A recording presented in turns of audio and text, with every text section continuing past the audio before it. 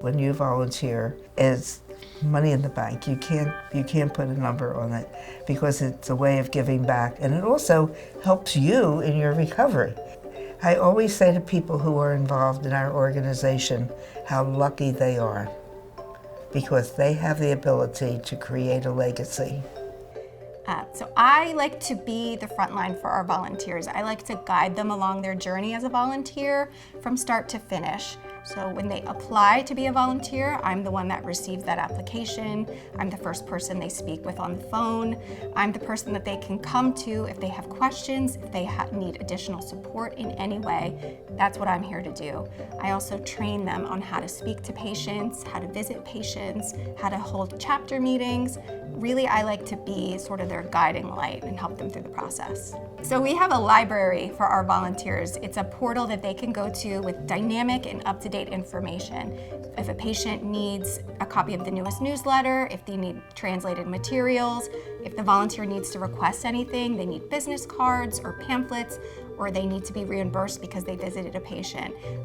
I manage all of that. Be the Bridge started because time and time again we hear from patients and caregivers that no one in their circle of care told them about the foundation. We decided this year was the year to actually create a campaign that targeted healthcare professionals to inform them about all of the resources of the foundation, so that when that person walks into their office that has GBS or has CIDP, they know immediately where to send them. They know that we exist, they have our contact information. There are two ways to be the bridge.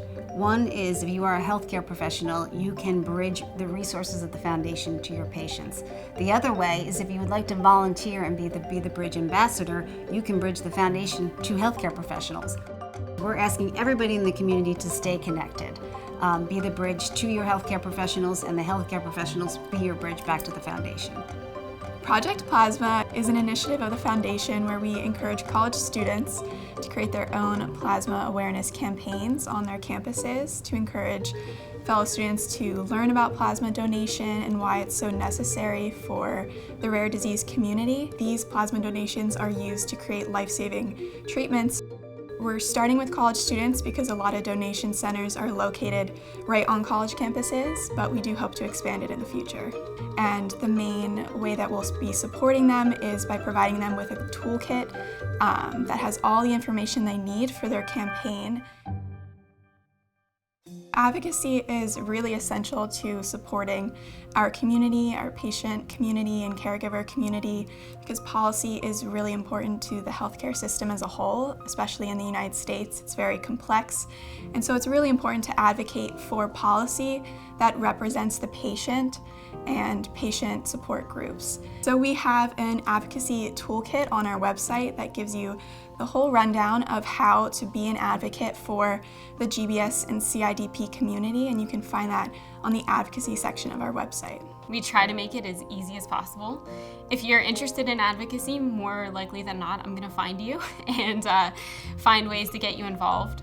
So on our website, we host an advocacy action center that makes it really, really easy for people to fill out a template that turns into a letter that we send to your members of Congress. Chelsea and I are here to support patients and family members of patients that are interested in getting involved in advocacy and reaching their local and federal government officials. And so the best way to start that process is just to get in touch with us. Clinical trials are one of the most essential, non-skippable pieces of innovation. Participating in a clinical trial, I think, is one of the more selfless things that you can do. Because it is helping to advance the knowledge of what's going on. So we have a research portal on our website that lists many of the clinical trials that are going on, and more are coming soon, so people should check that regularly. Lots of researchers like to do surveys, and we like to send surveys out on behalf of researchers because it helps make sure that the community voice is centered again on the research that's being done. So some surveys are looking for certain types of people who have maybe had a certain experience or been on a certain treatment. We also do host a patient-reported information registry, and the registry is a collection of surveys, and our registry is open to anybody living with GBS, CIDP, MMN, or a variant condition. Our walk and rolls are a 1-mile celebratory walk where our patients, their families, friends, and our volunteers can come together to show their support for others and to create memories and friendships and to build a local network of communities across the U.S. Our walks are a great opportunity for other patients to meet with others that are going through similar GBS-CIDP or MMN journeys. Most of our walks do take place in local community parks where there are shelters, restrooms, and well-maintained paths so that everyone can safely navigate the paths, whether they're using AFOs, wheelchairs, or scooters. You can find out more about the Walk and Roll program by visiting our website, and there you'll see a list of all of our walks this year, and you can also join as an individual, join or start a team, or you can simply donate. DIY fundraising is another great way for people to raise awareness about our conditions in their local community and also show support, helping those patients that are living with the daily challenges of all of our conditions.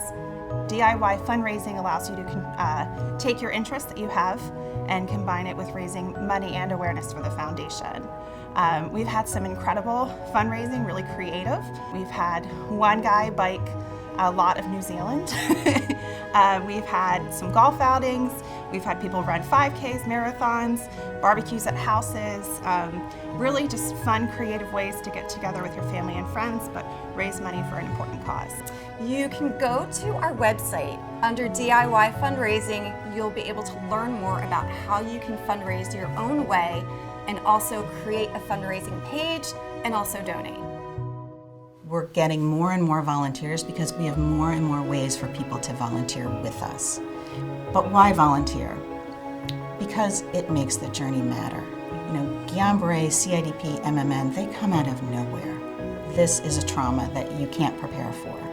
And oftentimes, as the patient in the middle of it, you might literally not have a voice, particularly as a Guillain-Barré patient. But when you come back and volunteer, that's your chance. That's your chance to be the patient voice and speak for patients that can't speak up. And that's just incredibly impactful and rewarding, I think, for patients to come back and assist other patients and to give them hope and let people know that they're never alone out there. You can be part of this family that you didn't get to choose, but that you'll never want to leave.